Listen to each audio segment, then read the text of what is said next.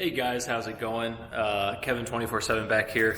Behind me is kind of what I wanted to talk about in this video. This thing focuses on your head, so there we go. I'll move my head over there. And this is my budget track day trailer. So this is really the type of thing that I think is perfect for track days. Good if you're on a budget, or if you probably have the money, but you're kind of cheap like me. You rather put that money into bikes, maybe, other things than a fancy trailer. This can be built by pretty much anyone with any skill set, as long as you have a drill, some zip ties, and I think that's really it. A couple wrenches.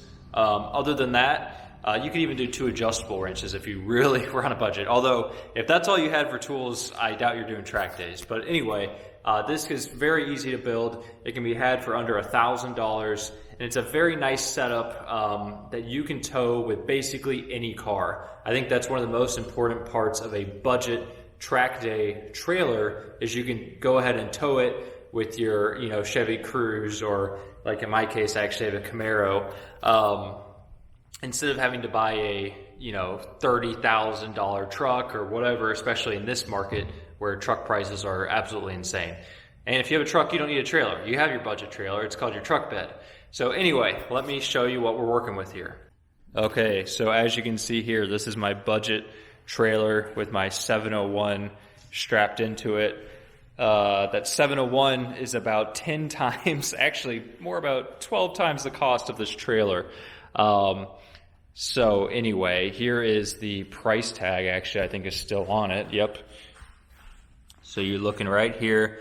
That was $850. I talked them down to $750 because it had some rust on it. Generally, and you get these at Lowe's, generally they're all going to have some rust on. I highly recommend you try and talk the person down. And if they aren't willing to work with you, just go to a different Lowe's. You should pretty easily be able to get $100 off of these things.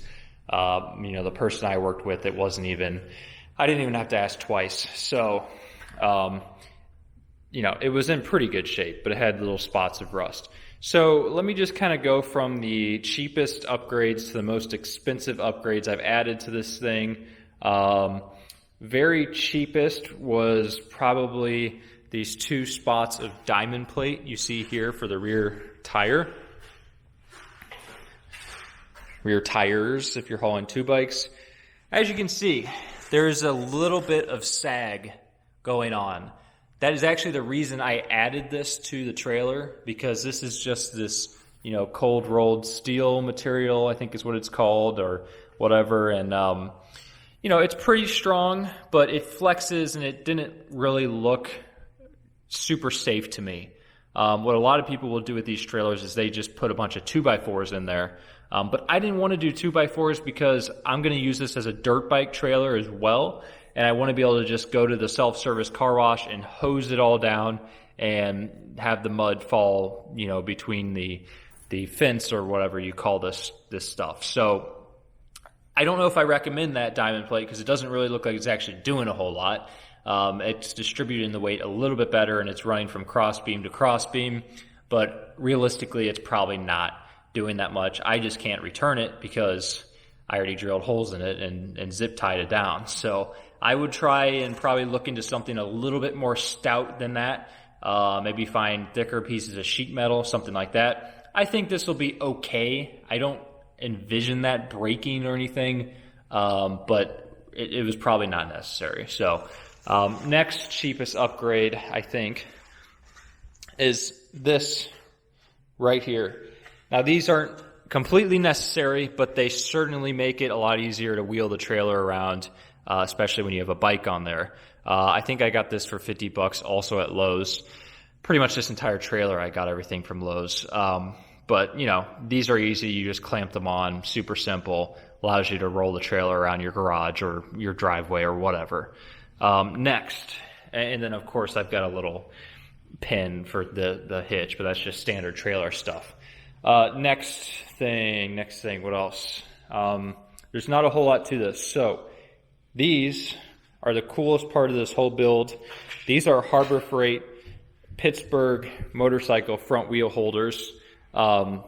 These are only about $60 a piece.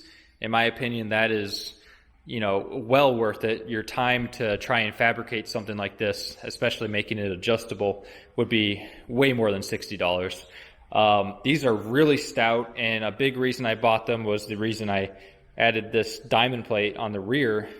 As you can see, they're very reinforced. They've got little cross members running.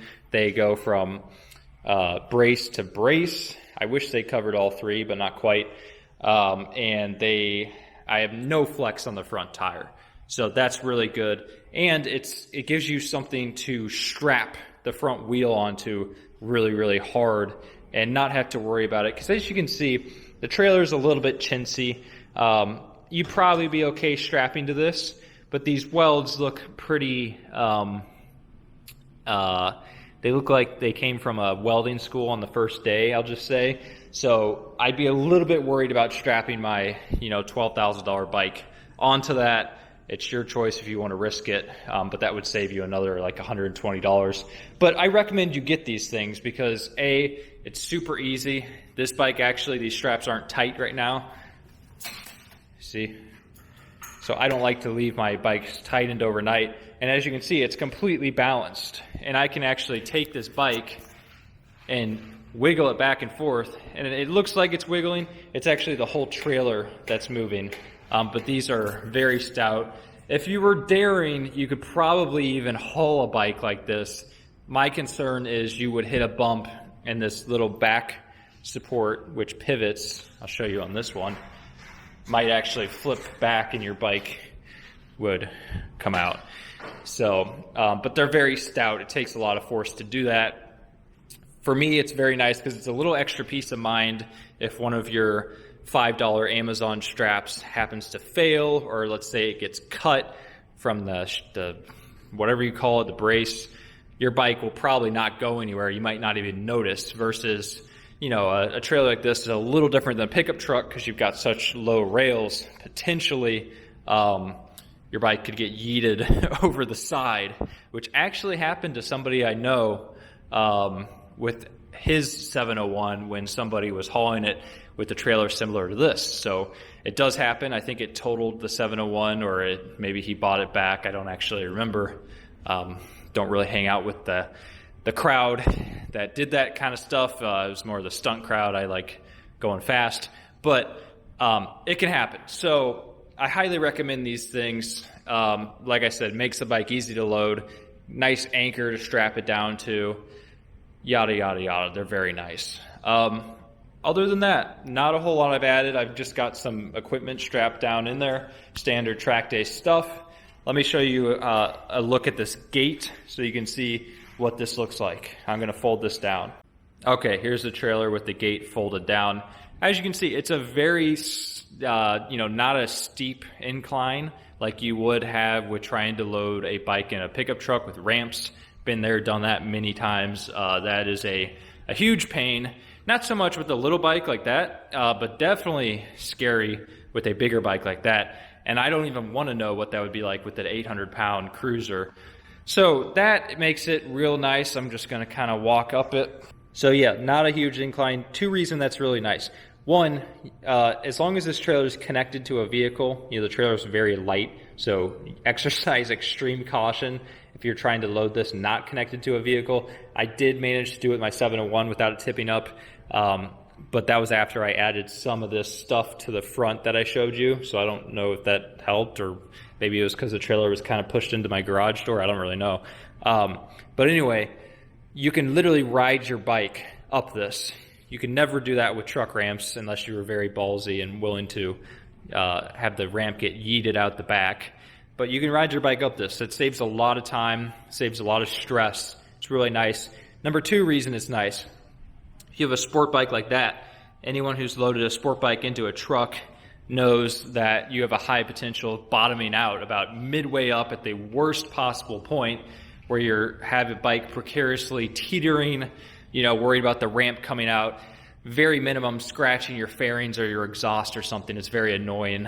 It's never going to happen on something like this. I have loaded that bike into this trailer just for fun, and it went in no problem whatsoever. So most of you people doing track days are probably going to be on sport bikes, obviously.